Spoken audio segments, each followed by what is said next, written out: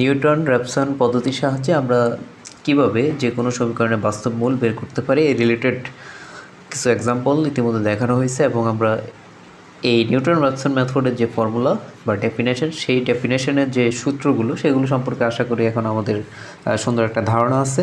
তো আমরা মূল ডেফিনেশন যেটা এটা এখন শিখবো, যেহেতু আমাদের ইতিমধ্যে উদাহরণ করা হয়ে গেছে। সো এখন এই ডেফিনেশনটা আমাদের কাছে খুব ইজি লাগবে। ওকে, তো আমরা শুরু করবো এভাবে একটু ইতিহাস দিয়ে, যে শিরোনামটা এভাবে আমরা লিখতে পারি যে বাস্তব, আমাদের প্রশ্নটা এরকম আসতে পারে আর কি, যে f(x=0) সমীকরণ একটি আসন্ন মূল নির্ণয় করার জন্য নিউটন র্যাপসন মেথড এর যে সূত্র সেটা প্রতিষ্ঠা করো। ওকে, সো বিভিন্ন সময় যেহেতু আসছে এই কারণে দেখাচ্ছে আর কি।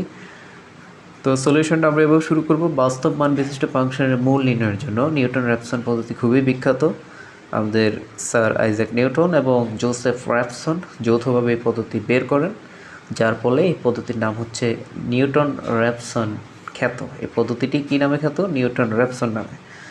সো এরপরে আমরা এটা লিখতে পারি, এই পদ্ধতিতে ক্রমান্বয়ে অধিক সঠিক মূল নির্ণয়ের জন্য খুব দ্রুত মূল নির্ণয় বের করা যায় আর কি।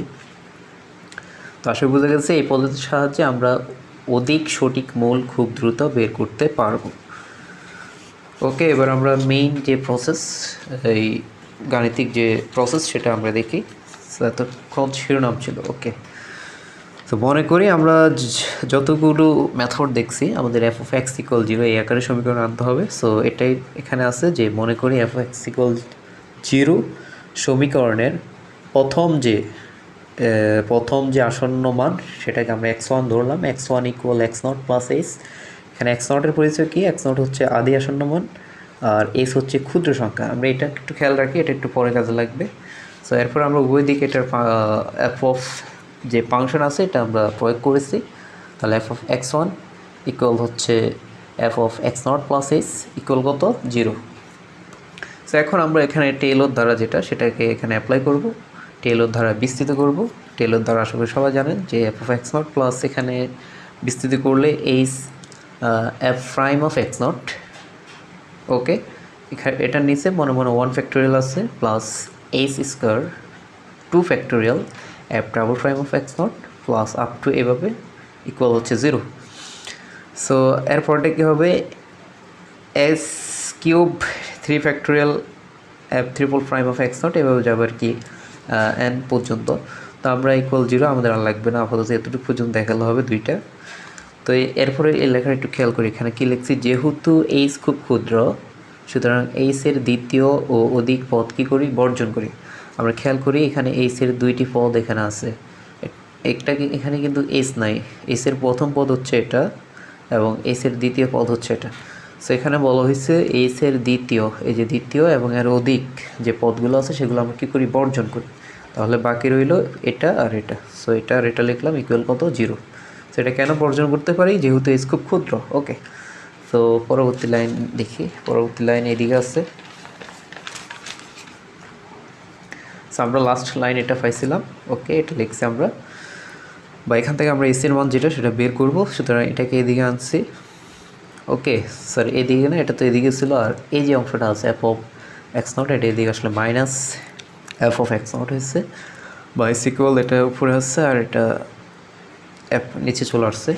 তো যেখানে f'(x0) যেটা সেটা ≠0, এটা যদি 0 হয়ে যায় তাহলে তো এটা অসংজ্ঞায়িত হয়ে যাবে। ঠিক আছে, তো এখন প্রথম আসন্ন মান যেটা আমরা ধরেছিলাম ওই যে ওইটা এখানে আবারও লিখছি x0 + h, বা x1 = x0। এই যে h এর মান যেটা, এই যে প্লাসে মাইনাসে মাইনাস হয়ে গেছে, আর f(x0) নিচে এটার অন্তরীকরণ f'(x0). ওকে, এবং দ্বিতীয় আসন্ন মান এটা হবে x2 = x1 - f(x1) f'(x1). সেভাবে পর্যায়ক্রমিকভাবে আমরা x2 x3 x4 up to xn+1 হতে পাওয়া যায়। এইটা হচ্ছে মেইন সূত্র আর কি, main formula. xn+1 = xn - f(xn). নিচে হচ্ছে সেটার অন্তরীকরণ, যেখানে n এর পরিচয় কি? n = 0 1 2 3। ইহা হচ্ছে নিউটন র্যাপসন মেথড।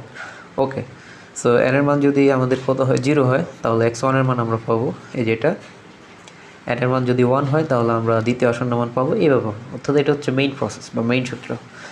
একই সাথে আমরা এই নিউটন র্যাপসন মেথডের আর একটা সমস্যা বিভিন্ন সময় পরীক্ষা আসে, সেটা হচ্ছে এই নিউটন র্যাপসন পদ্ধতির সুবিধা এবং অসুবিধা, এটা একটু দেখে রাখি যে এটা বিভিন্ন সময় যেহেতু এসেছে। নিউটন র্যাপসন পদ্ধতির সুবিধা এবং অসুবিধা, অ্যাডভান্টেজ অ্যান্ড ডিসঅ্যাডভান্টেজ, সেখানে সুন্দরভাবে লেখা আছে। আশা করি আপনারা বিষয়টা স্পষ্ট দেখতে পাচ্ছেন।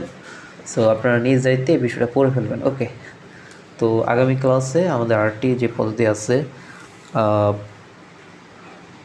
ফিক্স পয়েন্ট ইটারেশন মেথড বা ইটারেশন মেথড, সেটা নিয়ে আলোচনা করা হবে। তো সেই ক্লাস দেখার আমন্ত্রণ জানিয়ে এখানে শেষ করলাম। আল্লাহ হাফিজ।